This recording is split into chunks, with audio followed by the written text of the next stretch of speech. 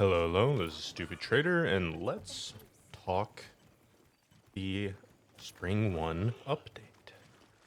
All footage that you see is purely for background piece. There's no real rhyme or reason. I just had stock footage of filming killing a Congolala, and so that is just in the background because funny monkey is funny. So with free title update 1, we were announced Mizitsune, Zoshia, Arch-Tempered Reidao, Festival of Chord Blossom Dance, the Grand Hub, the Arena, and got a teaser for summer where we should be getting Lagi back. First off is Mizitsune. It's making use of the Leviathan model, which is used quite a bit in this game. So that makes a good bit of sense. It's kind of strange because Mizitsune was such a big theme in Rise as well as Sunbreak. So I didn't quite expect it to come over so early in a new generation of Monster Hunter. I guess Mizitsune has one of the advantages of being one of the 4 flagship monsters from probably the most loved Monster Hunter game by Monster Hunter fans in Generations. And so it gets a good bit of favorable treatment because of that, which is also the same reason why we always see things like Rathalos, Narga, Zinogre, just as repeated additions to the games. Maybe this will be the generation where we get to see the fabled female Mizu and aren't just fucking destroying the population of horny male Mizitsune. Next, we have Zoshia, and the fact that Zoshia has gear now. The fact that Zoshia was such a huge focus in normal rank and then just was abandoned in hard rank really sucked. Especially when it's kind of the only semblance of kind of an Elder Dragon that we have in this game. You know, not counting the 4 weather beasts as elders, because most of them are capturable and all of them are trappable. Zoshia being a pseudo black dragon immediately makes it a interesting hunt for me. Just because Fatty and Velstrax are kind of my 2 favorite creatures in this game. And so, yeah, that's about it, really. Zoshia had so much missed potential that I'm really glad that we're going to see something being done with it. And the gear looks super sick. I really hope it's good. If not, I'm going to craft it anyways. Because, yeah, layered armor is really nice. I'm really looking forward to a hard rank variant of Zoshia. It should be a pretty fun challenge when it comes to difficulty in hunts. The nod to several of the Black Dragon attacks make it very interesting, just because combinations of the Fatties and then Elatrion and Safi attacks were unexpected the first time through. It's just unfortunate that it was a normal rank creature. Next we have Arch-Tempered Reidao. Reidao is probably my second favorite of the Apexes. Number 1 going to Uthduna, just because I'm very partial to water-based monsters. Bring back Plessy. But it does help that Reidao reminds me of Astalos, which more Generations-esque monsters is always a good thing. More importantly, he's the first Arch-Tempered, and that is very important. The game overall has a very high damage threshold and damage output from players, especially with mantles. So the lack of a real challenge in the game besides tempered 5-star gore is kind of annoying because there's no like 30-minute long hunts anymore.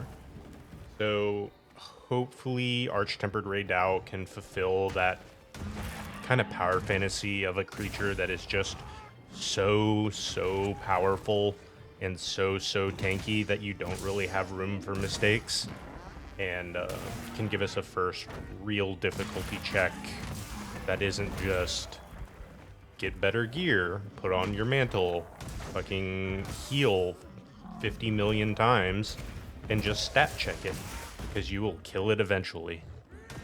For anyone not aware, Arch-Tempered generally have more health, higher attack, flash resistance. They usually look slightly different, and sometimes they get new attacks. Hopefully Raidao gets some new attacks. There is so much cool shit you could do with lightning, laser, fucking Raidao, just demolishing hunters. On top of that, gamma armor sets tend to be really good, and at least one piece of the set tends to fall within meta builds for Arch-Tempereds historically. So this early on, I imagine Raidao's gamma set will be pretty strong and feel good to just be an upgrade from the general gore-based sets that we are seeing now. Then we have the Spring Festival. I'm not a big FOMO fan, so time-gated events are kind of annoying, but I imagine this will come around year by year. Regardless, it's an event. There's going to be some stuff, like armors and stuff, that you can probably get from it that are going to be time-gated. I'm not a big fan of it, but hey, people love this. It's an addition on top of the game, so I'm not going to complain about it. Until we get more information on the event, this is kind of a big nothing burger other than, yep, this is happening. The Grand Hub. Grand Hub looks pretty sick. I'm primarily a solo hunter, so it doesn't really affect me all that much. But any way that you can play with friends easier or improves the capacity at which you can play with friends and just other people in general is always a good thing. I'm always going to praise a game that makes the team play experience better, just because that's really how you get more players to play your game. People want to play games with other people, so improving the gameplay experience when you are playing with other people is always a good thing. On a side note, I will probably enjoy the side mini games things that come with the daily login rewards, at least for a few times. Who knows how much I'm going to enjoy it over the course of the game, but pushing high scores is a big part of the fun in Monster Hunter as a whole. And so even in like a little side mini game where you're rolling a barrel bomb down a hill, yeah, I'm still gonna enjoy that. And then we get arena hunts with presets back. So I'm a big arena fan, especially when it comes to runs that are made with presets and are timed and have a leaderboard. So this is probably the highlight of the update for me. I really want to see how well I can do in comparison to other hunters. I wish there was more focus on solos in the video we were shown, but that doesn't mean it doesn't exist. But it looks like the leaderboard is primarily going to be a multi-hunter thing, which is fine. People have friends and want to see how they do with their friends. I have other friends who will play the game, and if I can get them to do runs with me, that would be awesome. But always, a ranked system is fun for me. And so it is always a good thing when I have more access to scratch the competitive gaming itch. Also, Capcom, please bring back the competitive time attack scene. That shit was really cool, even if it was duo hunts. And finally, we have Lagi, the nostalgia Leviathan. I mean, Ryu fans rejoice. This is the first return from Lagi since, I think, Generations. And yeah, it's been a good bit. Really, there hasn't been a flagship that's been kind of brought down or just misused since Lagi.